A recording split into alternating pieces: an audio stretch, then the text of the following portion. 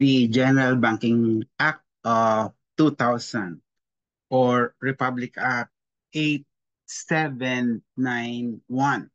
So this is the law enacted by Congress in the exercise of police power to regulate banking operations. So for the state policies, there are three. Number one, to recognize that the banks play an important role or a vital role in the national economy. The reason being is that the bank lends money to those who want to go into business, and business will also drive the economy. Another state policy is the recognition that the business of banking is fiduciary in nature. Later, we will discuss in detail what is the meaning of the fiduciary nature of banking. In other words, this requires banks to exercise utmost diligence in its transaction with the depositors.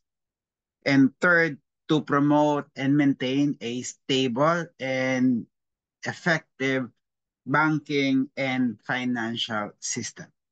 Okay, so these are the state policies. And again, as we have discussed, under the new Central Bank Act, it is the Bangko Sentral ng Pilipinas that is actually in charge with respect to these state policies, as mentioned in the General Banking Act. Now, what are banks? Banks are entities engaged in the lending of funds. So this is the business of banks. They are supposed to lend funds, and the funds should be obtained in the form of deposits. Okay, so we have various kinds of deposit. We have checking deposit or current account, savings account or savings deposit, and there are other kinds of deposit. But these are the two major kinds of deposit. And what is the meaning of public? Okay. So because to complete it, banks are entities engaged in the lending of funds in the form of deposit from the public. And public means 20 or more lenders at any one time. So a bank must have at least 20 depositors. At any one time. So supposing that Mr. A is a rich person, and because he is rich, he lends his money. Is a bank? Answer no. While A is shown to be in the business of lending funds, it was not shown that A obtained the fund from the public in the form of deposit. Okay? So if, again, the entity obtained money from the public in the form of deposits, then this is a bank. What if the fund is obtained from the public but not in the form of deposit? Is this entity a bank? Answer no, it's not. Because the definition of a bank is that the money must be in the form of deposit. Then what is it? It may be a quasi-bank. Okay? Quasi-banks are entities engaged in the same business, the same line of business, borrowing funds. So, utang sila para ipautang. Okay, so these are entities that borrow money in order to re-lend it or to purchase receivables, and other obligations. But the difference between banks and quasi-banks, the fund of banks come from deposits or bank deposits, while quasi-banks would come from deposit substitutes. Okay? So deposit substitutes, this is defined under RA 11211 as an alternative form of obtaining funds from the public other than deposits. So this is through the issuance, endorsements, or acceptance of debt instruments for the borrower's own account.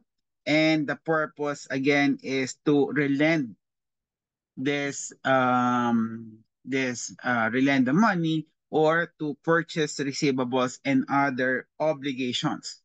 It may include, but not be limited to, bankers' acceptance, promissory notes, participation, certificate of assignments, and similar instrument. So, um, so if you happen to, let's say, for example, if you happen to have some cash, rather than maintain a deposit account, you may actually want to invest in this deposit substitutes because the return of money or the interest rate that is earned by this deposit substitutes would be quite higher than the interest earned by our deposit accounts. Okay, so the normal rate of interest for deposit would actually be less than 1% per annum. And when the bank would lend the money, they will actually charge 6 to 8% or even more per annum. So the spread of 5% to 7% is their income. Okay, so pag pinautang natin sila, we will only be receiving 1% per annum interest. But when we borrow the money from them, then they will charge us with 6 to 8%.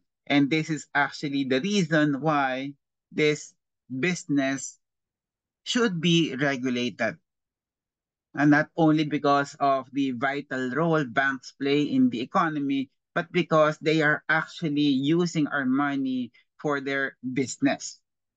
Now, so as we discuss deposit substitutes, probably you may want to ask your branch manager if you are a depositor. No, it's best that you maintain a relationship with them and ask what are the available investment facilities. The most common of which is what they call UITF. Okay, so this is Unit Investment Trust Fund. And this is an example of a deposit substitute. The earning that we may derive from such UITF is no longer based on the interest rate pegged by the bank, but it may be based on the stock market um, transactions or the earnings or the and even the losses in the stock market. Okay, so in other words, the investment in UITF, the return on investment will depend on other factors, not just the interest rate unilaterally pegged by the banks. Okay, of course, this is no longer part of the bar exam syllabus, but this is an information that might interest you as well. Okay, now we go now to the classifications of banks. Banks may be universal, commercial, thrift, rural banks, cooperative banks, and Islamic banks. Now, as a quick discussion of these banks. universal banks. These are the big banks that we know. So these are large commercial banks. So a universal bank is a commercial bank, a large commercial bank, and they are licensed to do both commercial and investment banking. So commercial banking. So this is the usual transaction we do with the bank. So we deposit our money there, we borrow money for car loan, for housing loan. So that is commercial banking. Investment banking is supposedly that you have a big governmental project. So let's say, for example, you were awarded the construction of a a super highway, and you need funds for that. So you borrow money from the banks, and this is an example of investment banking.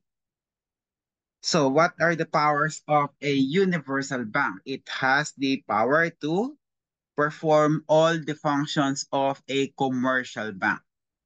Aside from that, it may also invest, it may perform power of an investment house. If you recall our discussion on commercial law, powers of the corporation, right? So I hope you can still recall that the powers of the corporation may either be expressed, implied, and incidental. And express powers, these are powers that are expressly granted to the corporation in the bylaws, in the articles of incorporation, and in the laws itself.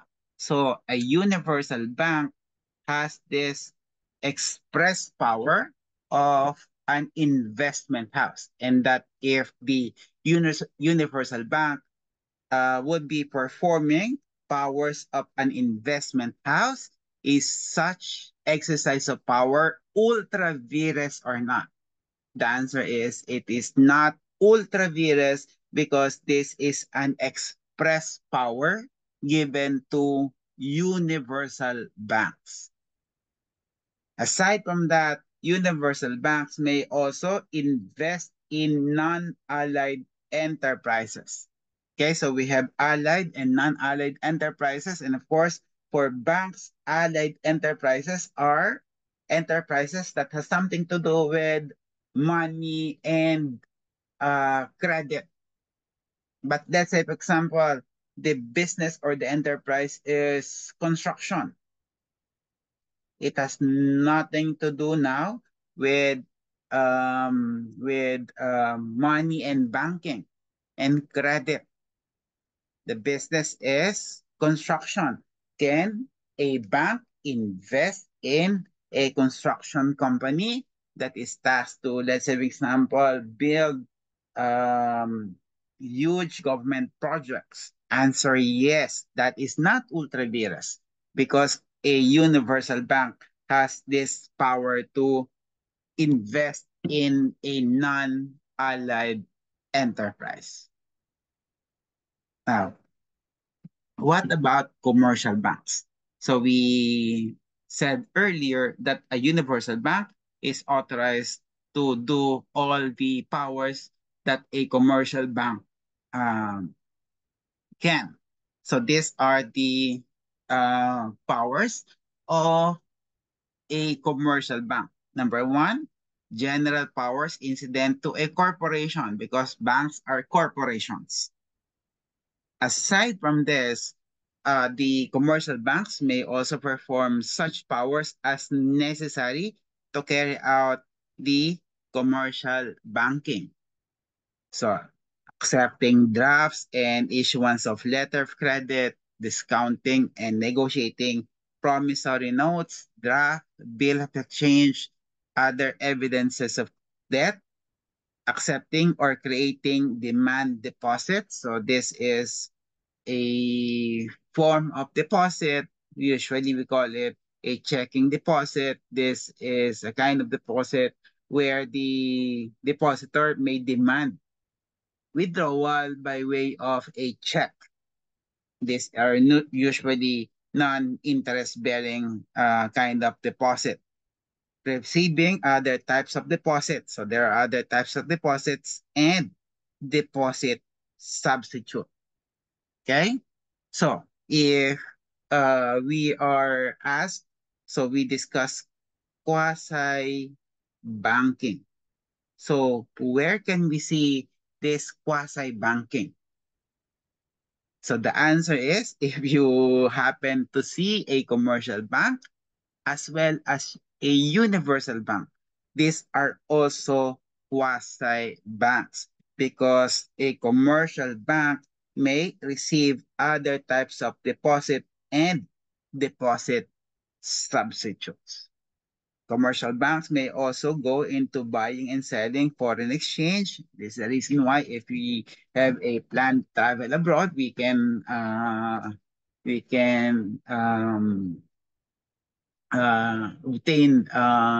the US dollars or whatever currency that you need from a bank because commercial banks may go into buying and selling of foreign exchange, even gold or silver bullion, acquiring marketable bonds and other debt securities, extending credit. So this is their loan functions.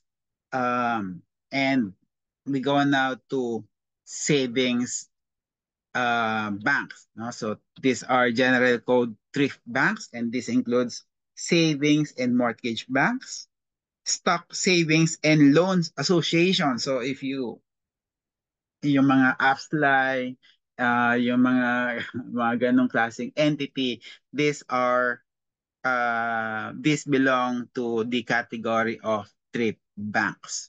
Now, rural banks, on the other hand, these are banks that are intended to meet the normal credit needs of farmers, fishermen, and farm families.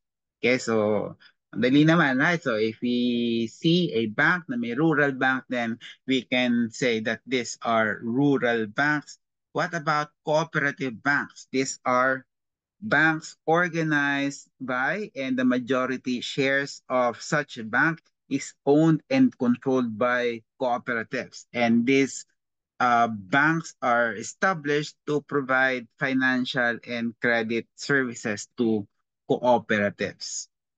Now, Islamic banks, so RA 6848 created the Al Amana Islamic Investment Bank or the Islamic Bank. The purpose of such bank is to promote and accelerate the socio-economic development of the autonomous region. So they have this Islamic Bank. Question, sir. I thought that we have a centralized or central monetary authority. Is 6848 unconstitutional? Therefore, the answer is no, because what was created by RA 648 is a bank and not a monetary authority. Okay, we only have one monetary authority, the Bangko Sentral ng Pilipinas, and this is um, this is our central monetary authority. Okay, so this Al Aman Islamic Bank is just a bank like any other banks that we know. Right now, nature of bank deposit. So this is the deposit that we are normally accustomed to. So we deposit our money, so we maintain a deposit account, savings or current in a bank that we trust. Now, what is the relationship? What is our relationship with the with that bank? Okay? It is a contract of loan and not a contract of deposit. Okay? Why is it a contract of loan and not a contract of deposit? So, loan versus deposit. So deposit as a contract. So the most common example is when we deposit our bags in the package counter in a grocery. So we will do our shopping. We will do our grocery chores in, let's say, in Robinson's grocery, and we have a hand carried bag, and we deposited that bag in the package counter. Then that is a contract of deposit. Why deposit? Because we retain ownership over the bag. But let's say, for example, we deposit our cash in the bank. Okay? And we are talking about actual bills, yung actual na cash, yung actual na perang papel that we deposit. Okay? What happened to this cash once we deposit this to the bank? The bank will own ownership. Okay, will have ownership over the cash. But of course, since we have merely loaned it to the bank, we can actually demand payment from the bank in the form of withdrawal. Okay, so this is the reason why when we deposit our money, then this is a contract of loan as stated under Article 1980 of the Civil Code. Please take note of this. Unlike an ordinary contract of loan, bank deposits are subject to special rules provided by the special laws and BSP regulations. So, um, diligence required. So this is about the fiduciary nature of banking. So by the nature of its function, the function of the bank, the a bank is required to take meticulous care. So this is the like what was mentioned, the magic word when we are to answer a question on the degree of diligence required from a bank to observe or to take meticulous care of the deposits of its client who have the right to expect high standards of integrity and performance from it. Kasi nga, di ba? We deposited our money, we entrusted the money to the bank, and now we have the right to expect that the bank is a is highly competent, professional. Okay? And this is the reason why the Bangko Sentral ng Pilipinas, through its examiners, has the obligation, the duty to see that the bank is not performing unsound business practices because of the high stakes involved and the the the requirement imposed upon banks by the law under the general banking law. Now, among the obligations in furtherance thereof is knowing the signatures of its client. Later, we will be discussing in detail what is the effect of forged signature, particularly in checks, because part of our syllabus is the liability of the drawee bank.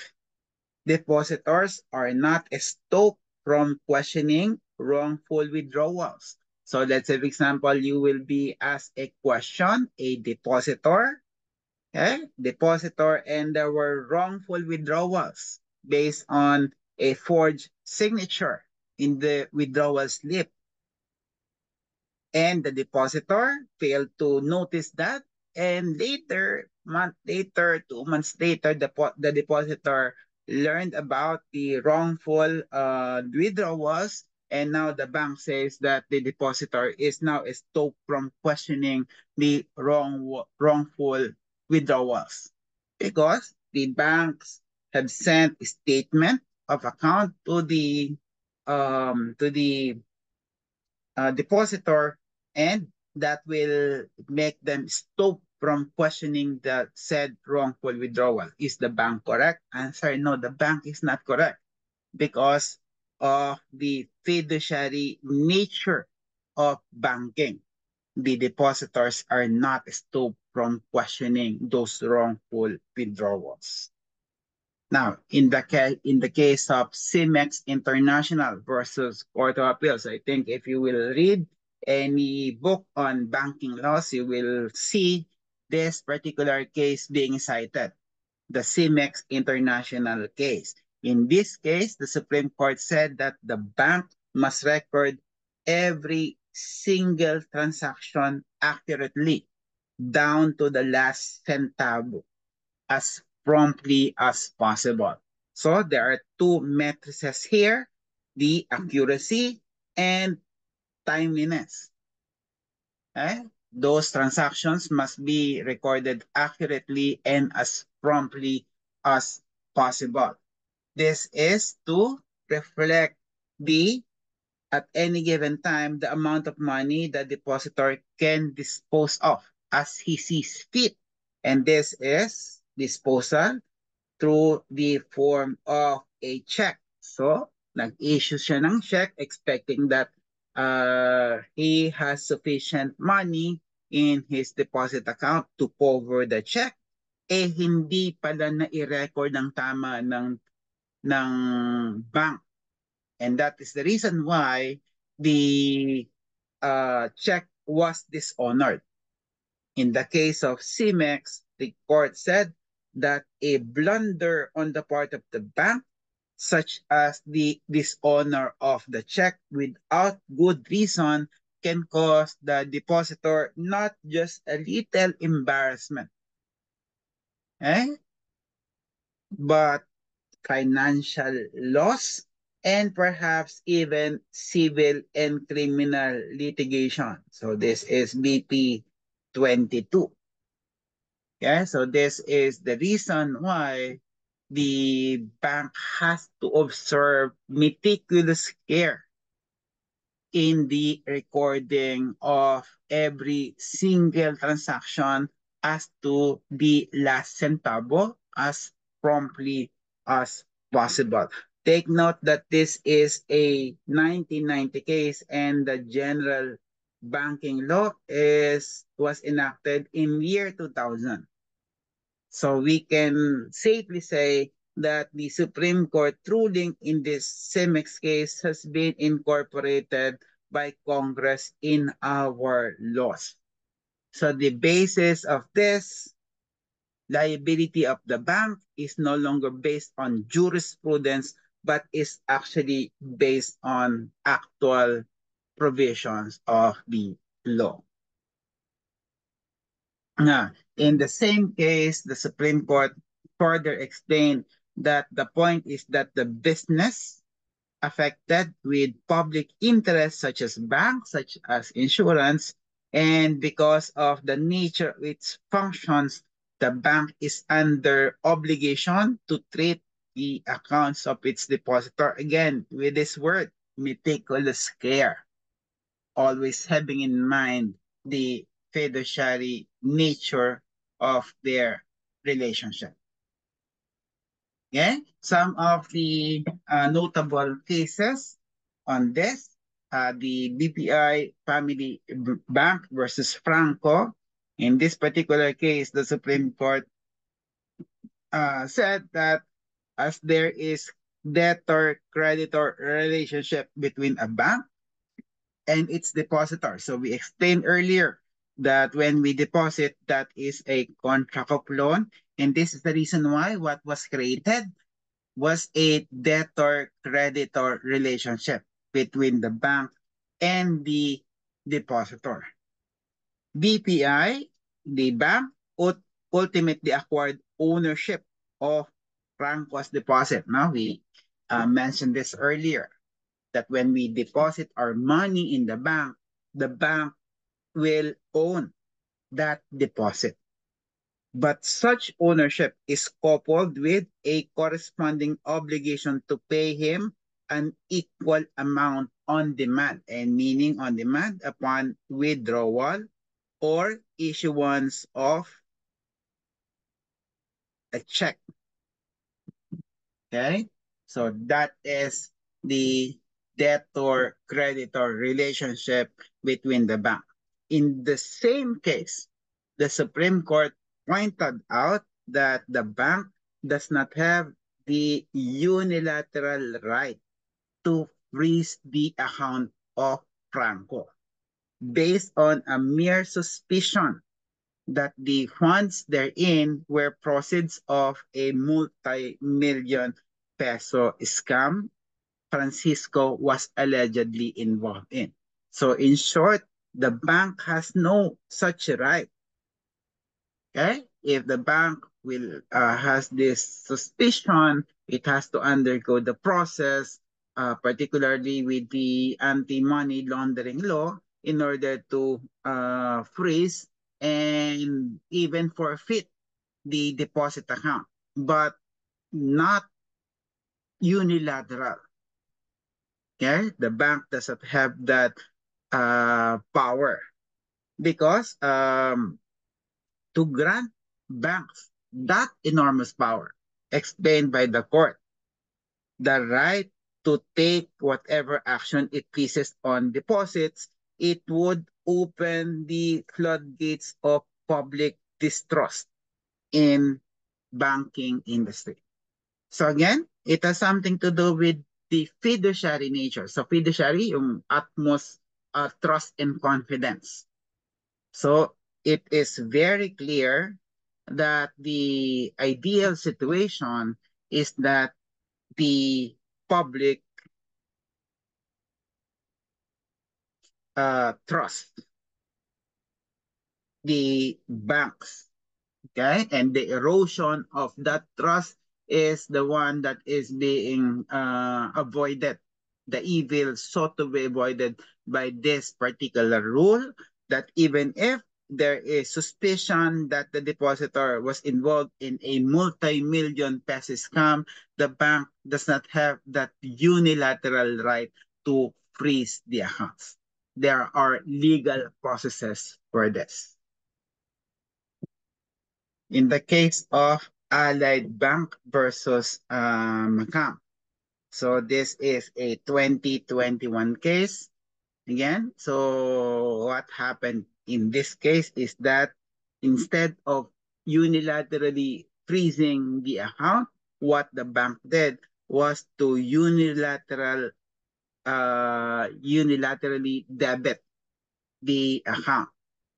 So debit means babawasan yung deposit account in order to pay some sort of an obligation without the instruction of the deposit, the account holder. Okay? In this particular case, the Allied Bank, or the bank in this case, debited unilaterally and even closed the deposit account.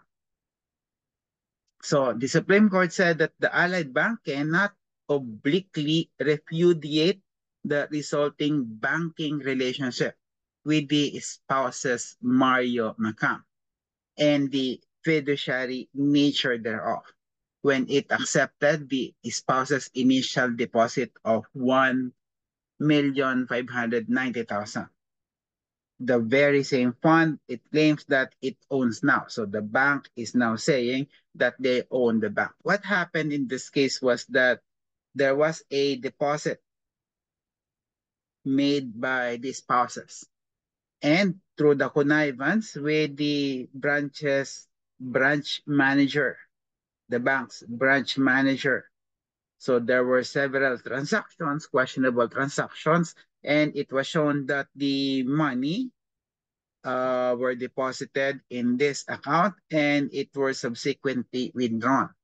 And the authorities of the bank learned about this, and in order to recover the money from the depositor, um, and to hold the branch manager accountable, so the bank debited the amount allegedly stolen, quote unquote, from the bank.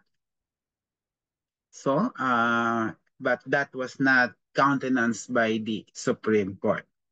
As explained, the bank cannot repudiate the banking relationship with the spouses Macam in this case.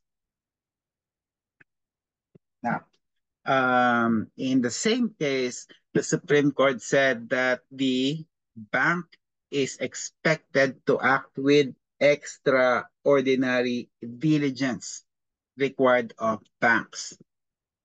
It cannot be overemphasized that the highest degree of diligence required of banks likewise contemplates the diligence in the selection and supervision of its employees. Remember the reason why we have to mention the participation of the branch manager of the bank, and part of the fiduciary nature of the bank's duty is to select and supervise its employees.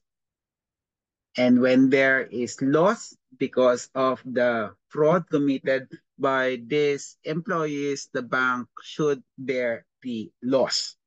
The bank must not only exercise high standards of integrity and performance, it must also ensure that its employees do likewise. Okay, so it's not a defense that the bank is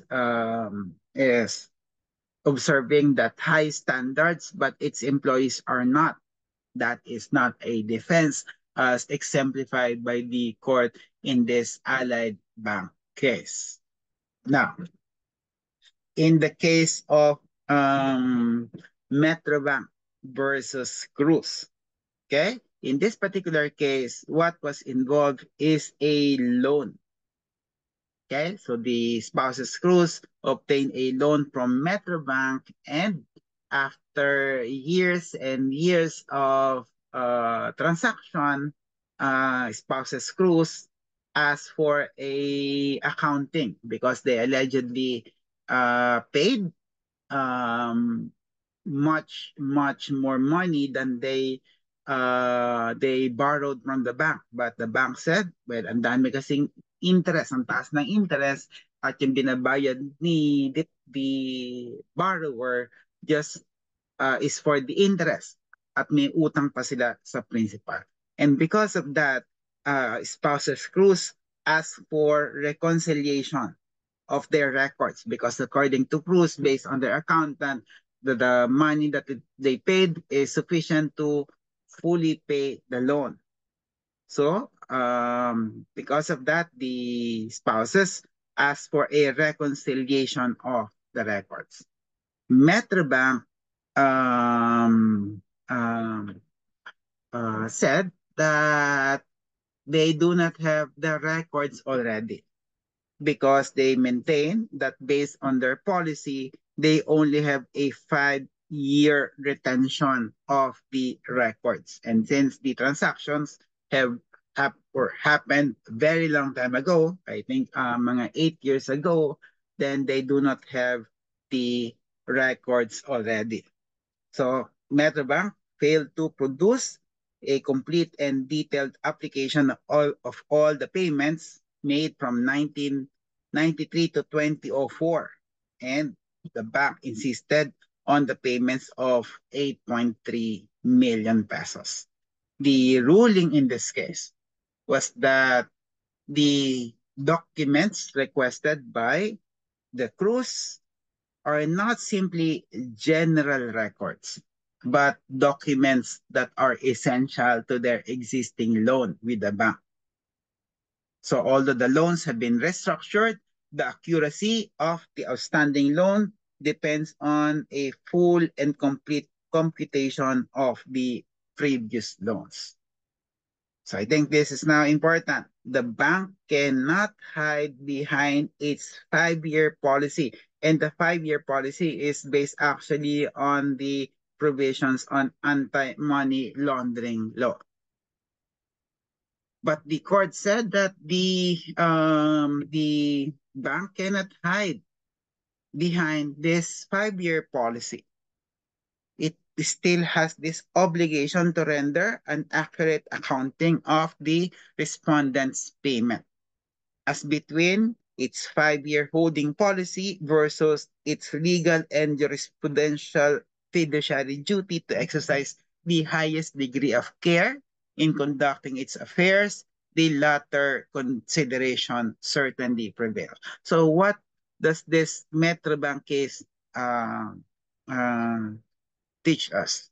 Teach us that the fiduciary nature, the meticulous care observed to be observed by the bank is not only applicable on deposit, but it also applicable on loan, loan transactions. The borrower has every right to demand the fair and accurate recording of all its loan transactions. Okay, now we go now to liability for unauthorized withdrawals. Okay, what will happen in case there is an authorized withdrawal in the case of Citibank versus Spouses Babamongan? So this is a 2006 case. The Supreme Court said that if a bank allows an authorized withdrawal, the bank can be required to return the amount plus interest at the rate stipulated. And in case there is no stipulation as to the rate, then we will use the legal rate of 6% per annum. When should the legal interest be computed, or when should the interest be computed? From the time of demand. So there is, di ba, part of the civil law would be loan. Right? I think your reviewer in civil law discussed this with you. Loan, interest. What are the requirements for a valid interest? But there are different kinds of interest. So we have the simple interest, we have the compounding interest, we have the legal interest, and in the case of interest on loan and also forbearance of money, there are also monetary interest and compensatory interest. Okay? Now, so these are the things that your civil law reviewer will discuss with you. Okay?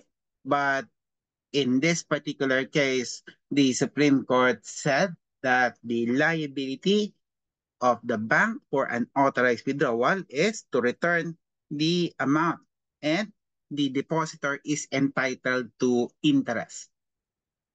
Now, duty to credit amount deposited. So we discussed this in the case of CIMEX, right? So nag-deposit, hindi na i-credit, hindi na i-record correctly, and the depositor issued a check and it was dishonored.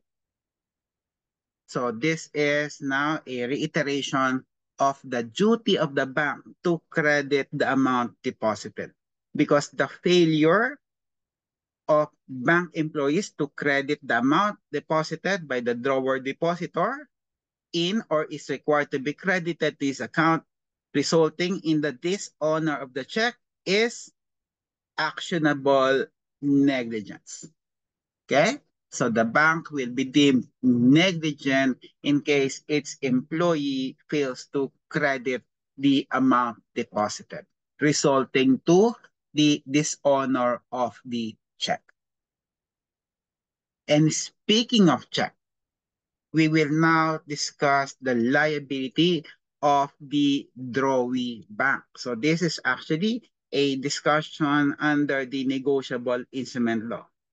Okay, so the Supreme Court I think in 3 consecutive years have have um, removed the negotiable instrument law in the Supreme Court syllabus. No, I'm not even sure kung 3 years lang, but no, this has been the trend. No? In when the 2024 syllabus was released, initially nandun yung negotiable instrument, but then it was removed. Okay, but if you happen to pay attention to the syllabus, this particular topic remained. And this is the reason why I thought of discussing this in detail because the possibility that this will be asked is quite high. Now, let's begin with the basic.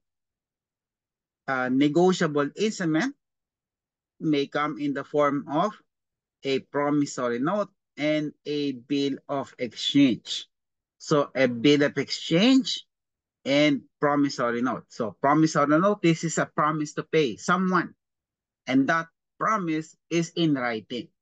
As to whether it is negotiable or not depends on the other circumstances. The compliance of that promissory note to Section 1 of Act 2031 or the Negotiable Instrument Law.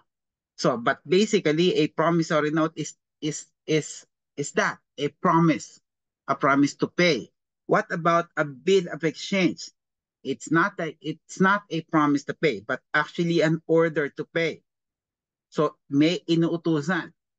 So someone ordered somebody to pay a certain amount.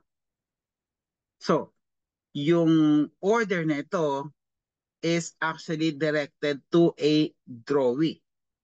And the person or the party that made the order is the drawer. Okay? So the drawer in a bid of exchange ordered the drawee to pay another person. And the most common example of a bid of exchange is actually a check, blank check. Okay? Because look at the terms, look at the wordings in the check. Pay to the order. And this is addressed actually to the bank.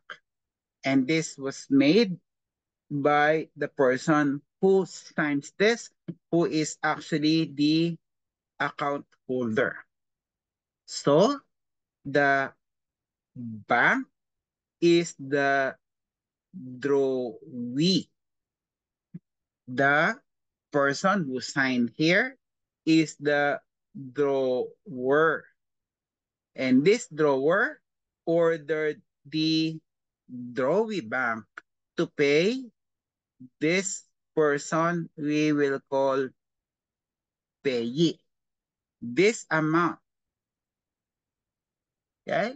So this is the reason why bill of exchange is a check is a bill of exchange because a check is a document wherein the drawer orders the bank to pay the payee this amount.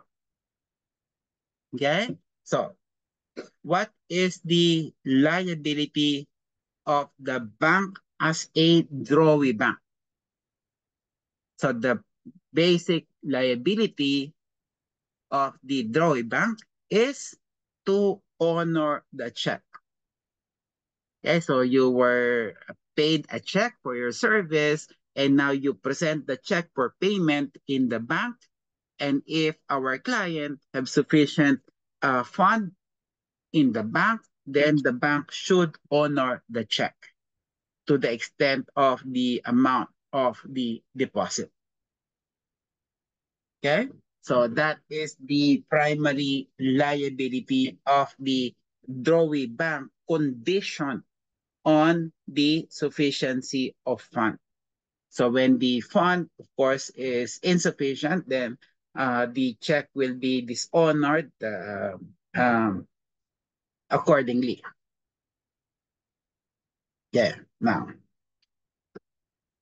another liability, basic liability of the drawee bank is to verify the genuineness of the signature. So in a checking transaction, the drawee bank has the duty to verify the genuineness of the signature of the drawer. And once the signature's veracity is determined, to pay the check strictly in accordance with the drawer's instruction. So part of which is to pay the name payee. So this is the reason why we are asked to produce certain identification. So this is part of the duty of the bank to verify, okay, the identity, because the duty of the bank includes the that they follow strictly the order of their drawer. Okay? So kung pinayad kay Ramon ang hindi naman ikaw si Ramon then the bank should not pay you the money stated in the check. Now, um, it should be, it should, the bank should charge the drawer's account only the payables authorized by the latter. Okay, because that is what the check is, right? Because the check is an order, and once the bank pays the payee, then the bank would get reimbursement from the account of the depositor. Okay, but the bank can only do this, can only debit the amount from the depositor only when the bank has paid the check according to the instruction of the drawer. Okay, otherwise, if the bank debits the amount and they fail to follow the instruction of the drawer, the drawee will be violating the instruction, and the bank shall be liable for the amount charged to the drawer's account. Again, so if the check was supposedly issued and based on the check, the bank paid A, but this was not the instruction of the bank, and the bank debited the money it paid to A from the depositor's account. Now, what is the liability of the drawee bank? The bank should return the money to its depositor. Okay, that is the liability of the bank. And now we discuss forged signature. So this section 23, this is based on negotiable instrument law, section 23. This provides the effect of a forged signature. So when a signature is forged or made without the authority of the person whose signature it purports to be, then such signature is fully inoperative. Okay? Now, supposing that this is the check and the drawer's signature was forged. And because of this, the bank, okay, paid the payee. Okay, so the payee mentioned here, the bank uh, paid the payee, but the signature of the drawer was forged. Can the bank debit the money it paid to the account of the depositor? Answer no, because of Section 23, the effect of the forged signature. Such signature is fully inoperative against the depositor. This is the reason why, in case the bank pays a payee who forged the signature of the drawer, the bank cannot debit that account. The remedy of the bank is to go after this payee. Okay? Now, what is the exception? The exception is when this drawer is precluded from setting off the forgery or want of authority. Now, supposing, no, just to give a simple example. So let's say, for example, the payee is A and the drawer's account drawer is B. So A went to the bank with B. Okay? So, pinati pa ni B lahat ng teller, lahat ng branch manager, and then A presented the check supposedly signed by B. And B said, sige, okay na yan. So that is an example of an instance wherein the drawer is precluded from setting up the forgery. Why? Because he actually approved the transaction, even if his forgery was forged, his signature was forged, but because of this acquiescence, tacit approval or express approval of the transaction, D is now precluded from setting up the defense of forgery. Another, of course, is when he is negligent. Yeah, so negligence of B or the drawer may also be a way to exclude or to preclude the drawer from setting up the forgery as a defense. Now, we go now to this interesting case, Samsung Construction Company versus Far East Bank. Now, in this case, so there is this construction company. Okay, so as a construction company, a corporation, it issues check, and this is supposedly signed by a the president of the corporation. But the checks that were issued actually contained the forged signature of the authorized signatory of the company, of the corporation. So pinipeke, pinaforge yung authorized signatory. And the drawee bank is Far East Bank. And Far East Bank um, uh, pays based on the tenor of the check. So, pinabayaran ni Far East Bank yung nagpipresenta ng cheque sa kanya na may forged signature. So that is the factual background of this case. The general rule, said the court in this case, is that the drawee, the bank, the drawee who has paid upon the forged signature bears the loss. Okay? So Samsung Construction Company will not be responsible, should not be should not be prejudiced by the checks that were issued with forged signature of the authorized representative or the authorized signatory. It is the bank that should suffer the loss, not the drawer.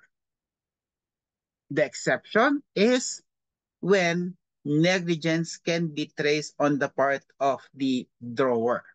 Again, we discussed this. This is section 23, right? Only when Samsung Construction is negligent can Samsung be precluded from raising the defense of forgery. But without that, then the general rule is that the drawee shall suffer the loss. Now, what will happen in case the bank was able to prove that it exercised utmost diligence? Will the bank be still liable? Answer, the bank will still be liable. So in the Samsung construction case, the Supreme Court said that still, even if the bank performed with utmost diligence, the drawer whose signature was forged may still recover. Meaning, supposing that transaction is like this. So a check was issued and the drawer's signature was forged and the bank pays based on the check and the bank debits the amount from the account of the drawer.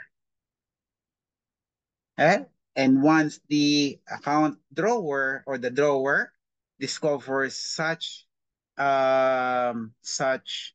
debiting of the account, then the drawer may recover the money from the bank. Why? Because of section 23. The signature is fully inoperative. Okay? Unless, again, the drawer is precluded from setting up the defense of forgery. Okay? Now, what if the forgery is near like genuine? Halos kopyang-kopya yung pirma such that everyone will be deceived, including the bank officer whose duty is to verify the signature. Will the will the drawee bank be still be liable when the forgery is near like genuine? The Supreme Court in the Samsung construction case said that the forgery may be so near like genuine as to defy detection even by the depositor himself, meaning perfect, almost perfect yung forgery. The rule is that the bank is still liable to the depositor if it pays the check. What's the reason? The reason is that signature is wholly inoperative. Kahit naloko, kahit sino maluloko. But if that is a forged signature based on section 23, that signature is fully inoperative. And that's the reason why it is the bank that should bear the loss and not the drawer. Okay? Now, what if the forged signature is not that of the drawer, but of the endorser? Okay? Sino naman yung endorser? Again, remember the check? Okay? So, pay to the order of, then there's this person, and there is this person. The person who will sign here is the drawer, and the person indicated here is the payee. Now, if the payee will present it to the bank to encash it. Ano ang rule? Diba? Pipirmahan ni payee yung cheque sa likod. Right? So there is this portion here in the bank and there will be signature here. And whose signature is to appear here? Not of the drawer, but of the payee. And if the payee will sign this, then the payee becomes the endorser. Okay? The same will happen if the payee will deposit the check to his bank. So let's say, for example, the drawee bank is ABC Bank and the payee deposited the check. So he did not encash it. He merely deposited it to his own account in bank. Then the bank is called the collecting bank. Okay? So kung saan mo i-deposit yung check na yon, then that is the collecting bank. Now we discussed earlier that when the drawer's signature is forged, then it is the drawee bank who will suffer the loss based on section 23. But what if it is the payee's signature, the endorser's signature was forged? So let's say, for example, this is A, okay? But B was able to stole the check from A. So pineke ni B yung signature ni A dito as an endorser, and this is now a forged signature. What will be the effect? Okay. Now, is the drawee liable in this particular case? Answer no. The drawee, as a rule, is not liable. And if payment was made by the drawer, by the drawee, based on the forged signature of the endorser, the drawee can recover the amount. Why? Because the drawee makes no warranty as to the genuineness of any endorsement. So para mas madaling intindihan, the bank or the drawee bank, ang kliyente niya ay si drawer. Hindi naman niya kliyente si payee. So he has no way to know the genuineness of A's signature in this case. And because of that, the bank makes no warranty as to the genuineness of any endorsement. If this is the case, however, the obligation of the drawee is to immediately notify the holder. Okay? So kung sino man yung binayaran niya, that holder should be notified as promptly as possible. Okay? Now, should the drawee fail to recover from the person? Okay, so let's have example. Um, um, A is the endorser. Okay, and then A's signature was forged by B. Then the drawee bank should notify the holder so that the drawee may recover the payment from the holder. Okay? Now, in case the holders cannot pay because it is insolvent, can the drawee recover the money from the um, from the drawer's account?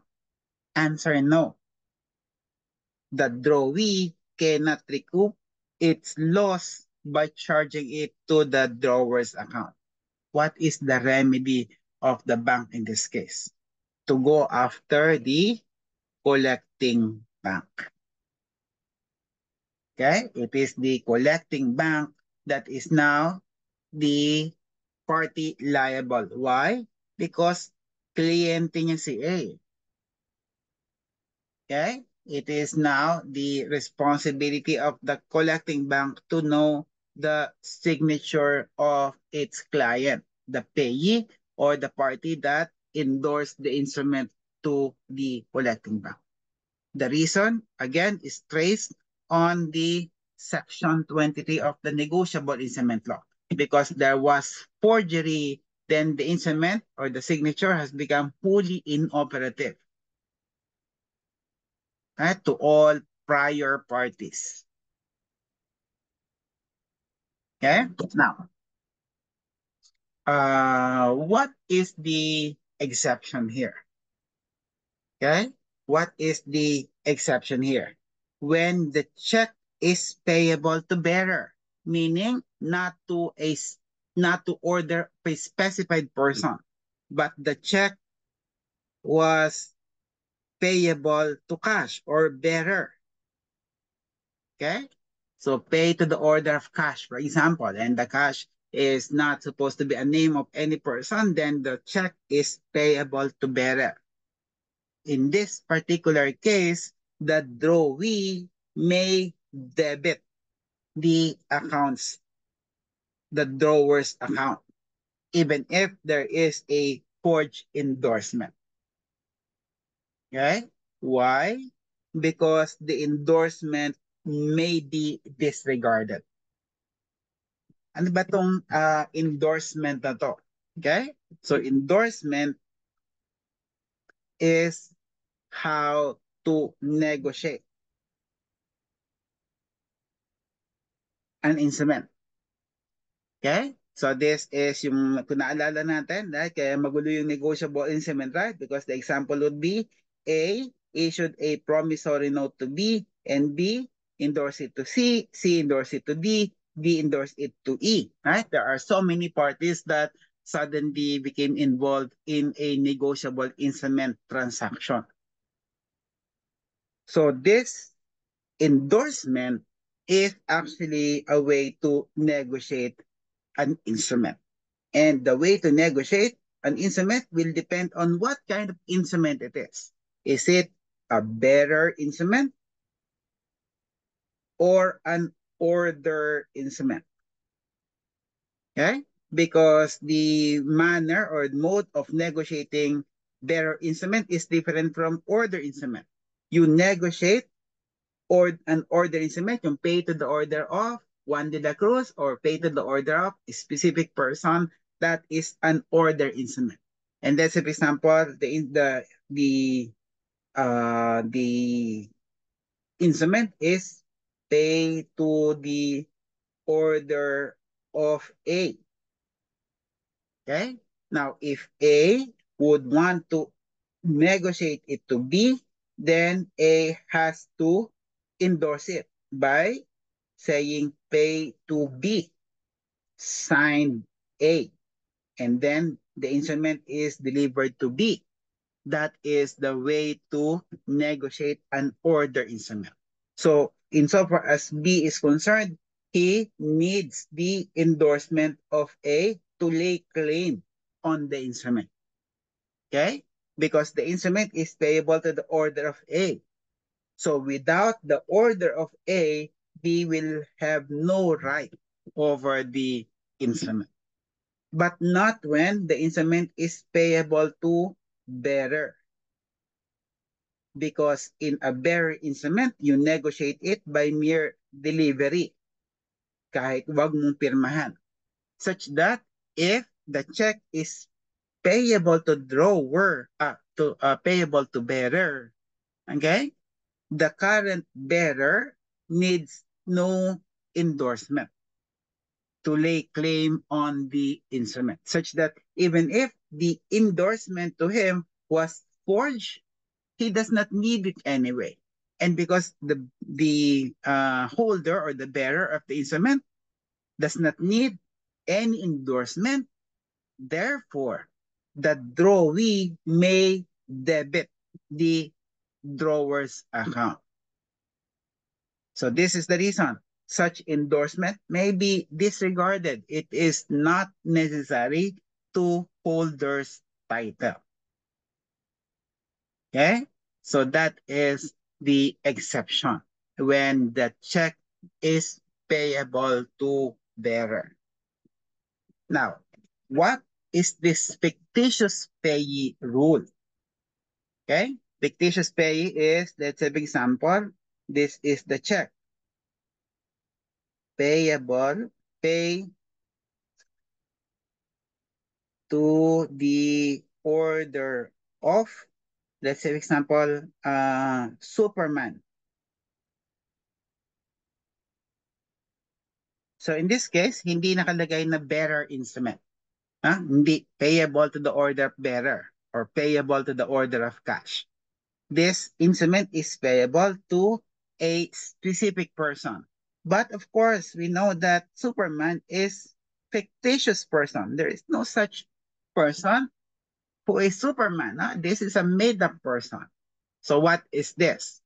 So this instrument, because this is payable to a fictitious person, therefore this is a better instrument. Okay? Because an instrument that is payable to a fictitious payee and that is known to both the parties involved, then that particular instrument is treated a bearer instrument. And what is the rule? When the instrument is a bearer instrument, then the drawee is absolved from the liability. It is the drawer that bears the loss. Okay? Now, supposing that what happened is pay to the order of A. But A has no information that may check na pala sa kanyang in-issue. Because ang nag-process ng cheque ay hindi si A, but B. So let's say for example, I think nababalitaan naman natin na GSIS, SSS for example lang po. Now, supposing that you are not availing any loan from this institution at nakita nung nasa HR o nung nasa company na hindi nangungutang to si ganito, ganon. So ako na lang mangungutang, ako ang magpapanggap na si A. So in this particular case, it is B who filed an application for loan in on behalf of A, not on behalf, sorry, that is a wrong term. B applied for a loan pretending that he is A.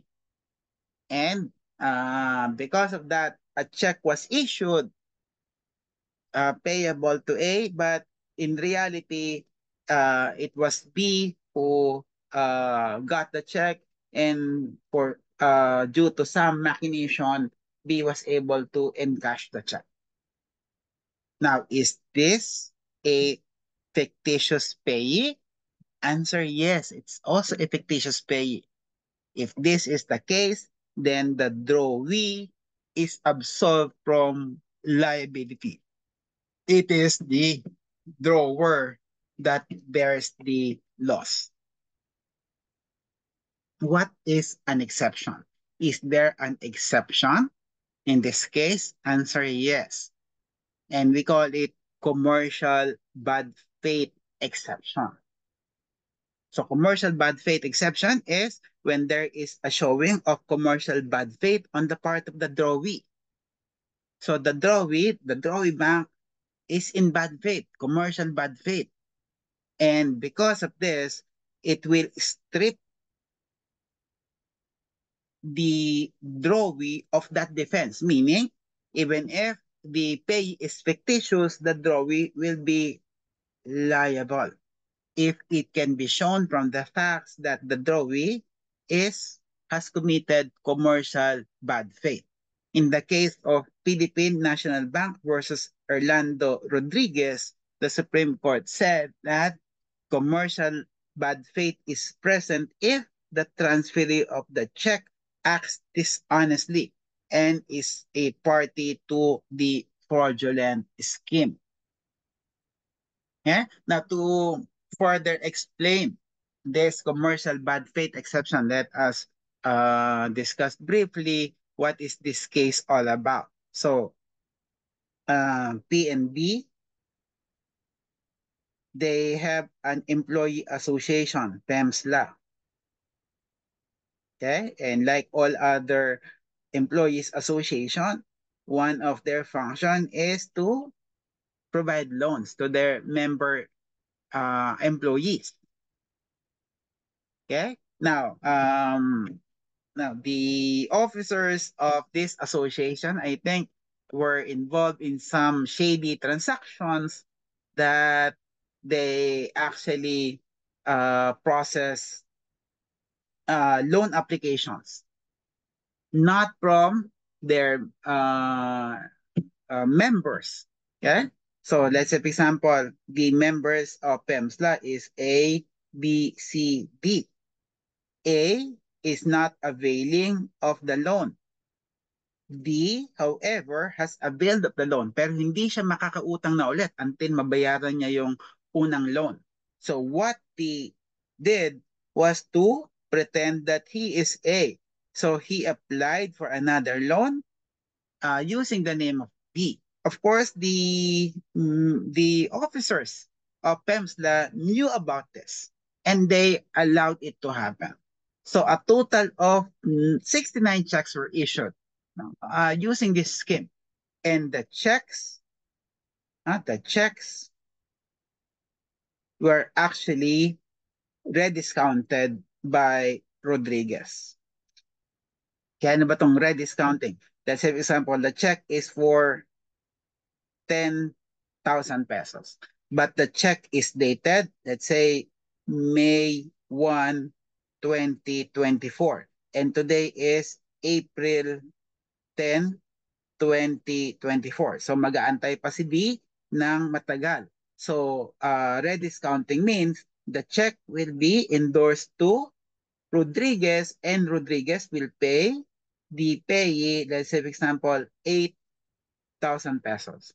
Now, Rodriguez will wait until May 1 to encash the check for themselves. So this is the transaction, and that's the reason why Rodriguez became involved in this case. Because the anomalies were discovered na hindi naman si A pala yung nangutang, si D. Okay? So, the spouses Rodriguez actually sued the Drawee Bank because the checks were drawn to the Philippine National Bank. Siyempre, dahil empleyado nga sila doon. Okay? And the Philippine National Bank denied that that it is liable under the fictitious pay rule.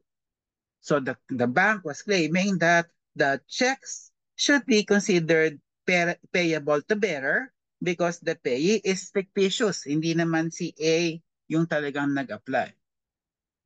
So the Supreme Court said that in this case, commercial bad faith exception applies. Okay? Because the checks were actually payable to specified payees. Again, A, although si D ang nag-apply. It is unrefuted that 69 checks were payable to specific persons. Likewise, said the Supreme Court, it is uncontroverted that the payees were actual, existing, and living persons who were members of PEMSTA and consequently employees of the Philippine National Bank that had rediscounting arrangement with the spouses Rodriguez.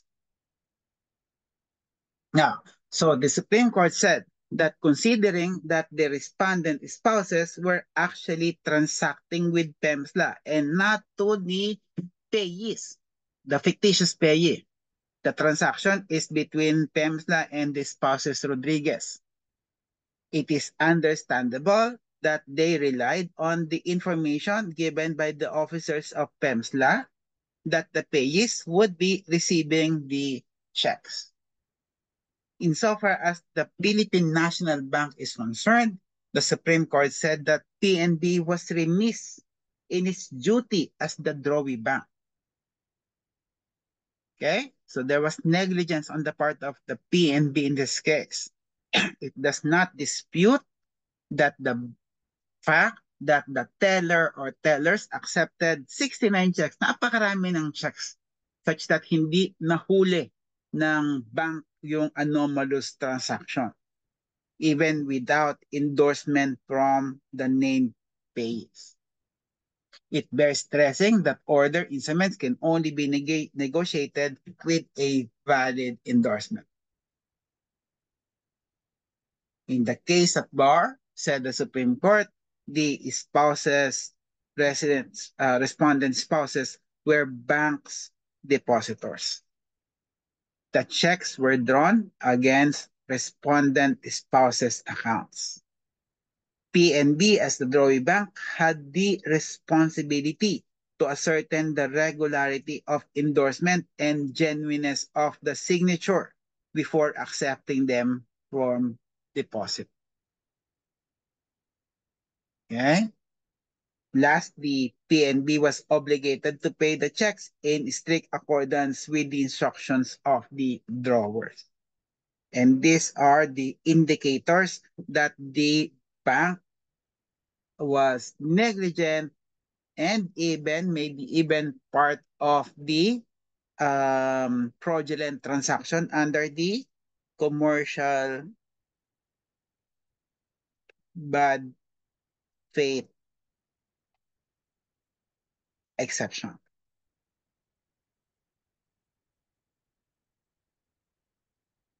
All right? So that is the liabilities of the drawee bank. Okay? So I hope that is clear.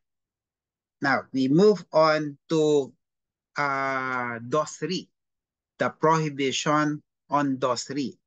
DOS 3 means loans incurred by the bank's director, officer, stockholders, related interest. So, bank, we said that banks are entities engaged in lending. What if the borrower is a DOS 3? So remember, self-dealing contracts.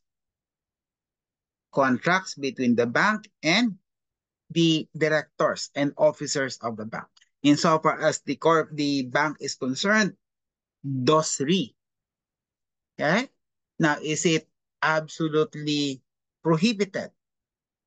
Answer, hindi naman to absolutely prohibited.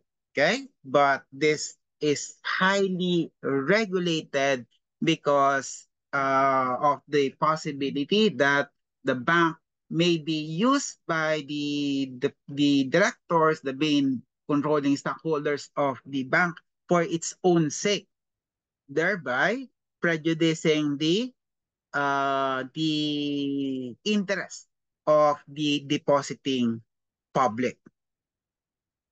Okay? Now, there is actually a criminal violation in case the regulation on DOS 3 is not followed by the bank. In the case of Apolinario Jr.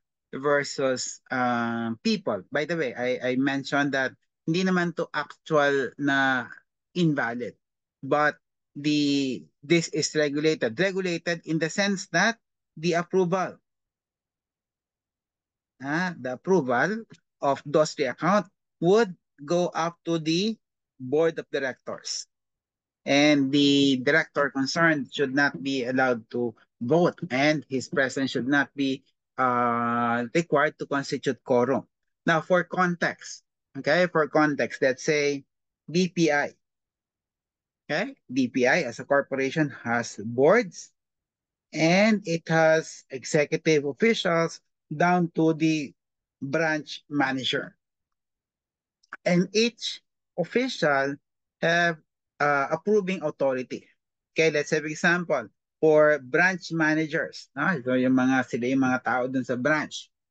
Probably they have an authority to approve loan worth, example lang po 1 million pesos. If the loan is 5 million pesos, it has to be approved by this committee or official. If the loan is 5 billion pesos, the executive official, if the board is more than 5 billion pesos, it has to be approved by the board. If the borrower, however, is those three, the regulation is that it is the board that should be approved, that should be approving such loan application and not by this lesser official. Okay, this is to prevent undue influence that a director may impose on lesser officials. So that is those three. But if this regulation is not allowed, then there can be conviction for violation of the those three restrictions. Okay? And these are based on the case of Apolinario Jr. versus people. The Supreme Court said that these are the elements in order to sustain violation of those three restrictions. First, the offender is a director or officer of any banking institution. Second, the offender, either directly or indirectly for himself or as representative or agent of another, again, yung related interest, yung RI, performs any of the following acts. He borrows any of the deposit or funds of such bank. He becomes a guarantor, endorser, or surety. He becomes in any manner an obligor for money. And third, the offender has performed any of such acts without the written approval of the majority of the board of directors. Okay, again, this is the reason why it has to be the board that should approve the loan, the majority of the board, excluding the offender. So that is those three. Another prohibition for banks is to act as insurer. This is based on Section 54, that the insurer cannot be a bank. Okay?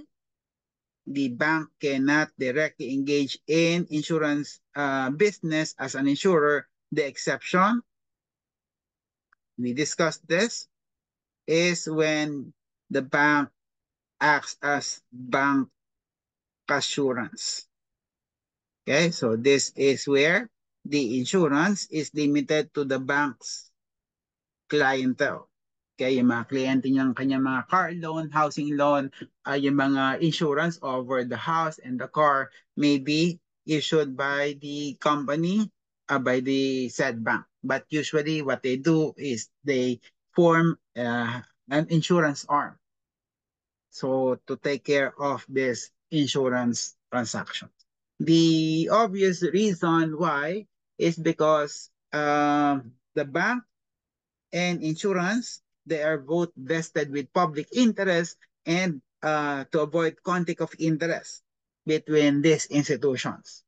Okay, and also para mag-concentrate yung mga bank professionals and insurance professionals in their own respective fields.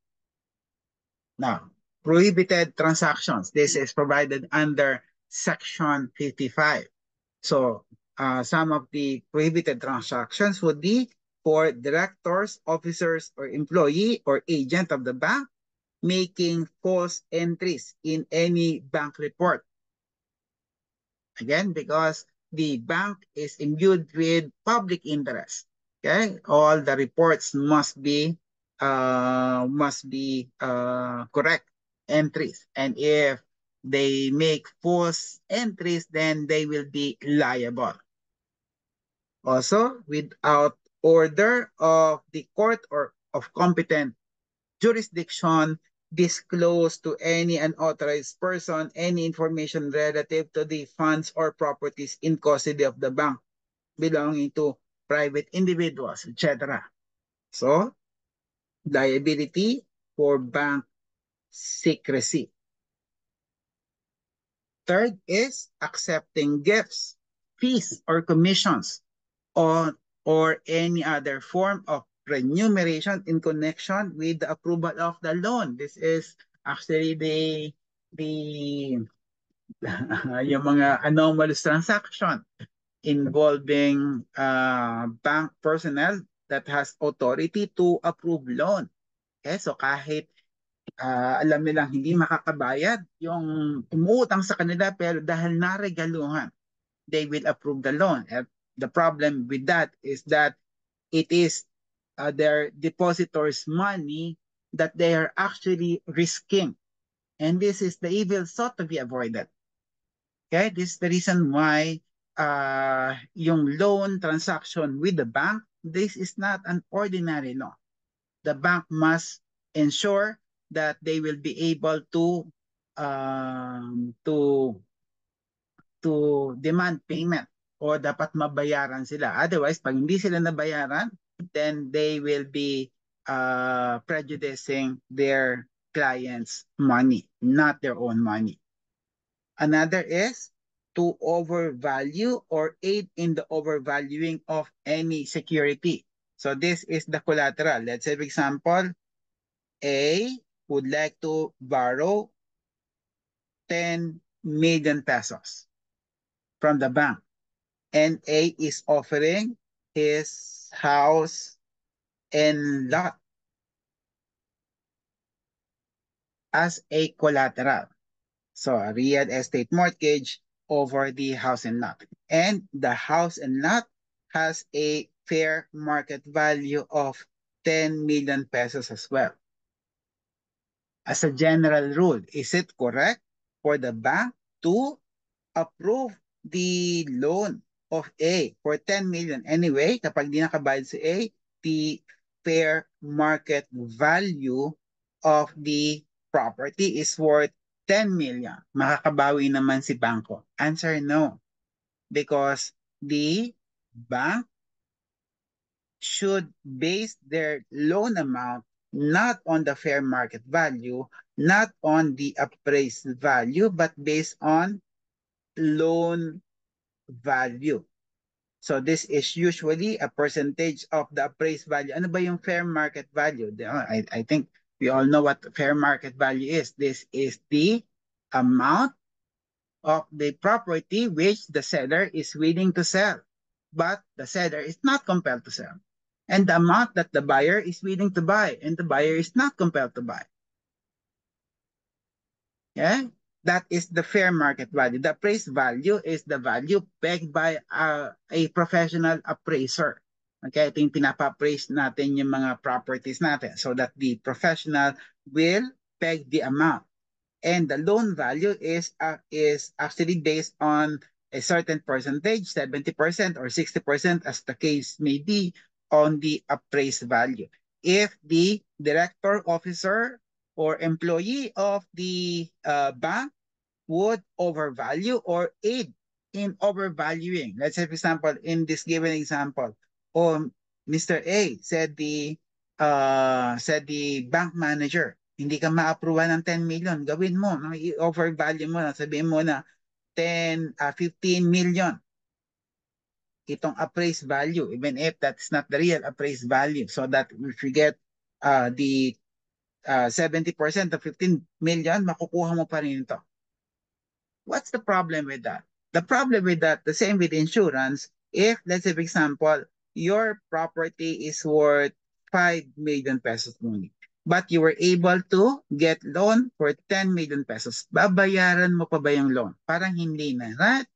because pag mainit yung property, the property is foreclosed, then 5 million na wala sa iyo but you were able to obtain 10 million. What is the effect? It will prejudice the interest of the depositing money or the depositors, the depositing public. Okay, so that's the evil sought to be avoided. No? Another prohibition is when the bank would outsource inherent banking function. Okay? So inherent banking function, deposit, obtaining deposit and granting loan. But let's say for example, yung cafeteria, yung commissary, pina-outsource sa Starbucks. Of course, that is not a violation because operating a coffee shop or cafeteria in the bank is not the inherent banking function. Another prohibited transaction is when the examiner, officer, or employee of the Bangko Sentral ng Pilipinas or any department, bureau, office, branch, or agency assigned to supervise, examine, assist, or render technical assistance to the bank shall commit any of the acts enumerated or aid in the commission of the same. Okay, so ginawa nila ito. And I think you remember yung one of the cases that we studied earlier, the Humaboro case. Okay, so when an examiner of the Bangko Sentral ng Pilipinas would obtain loan from the bank that he or she is examining, then that will give rise not only for civil liability but also for criminal liability as well. So those are the prohibited transactions of banks. Our next topic is the bank secrecy law.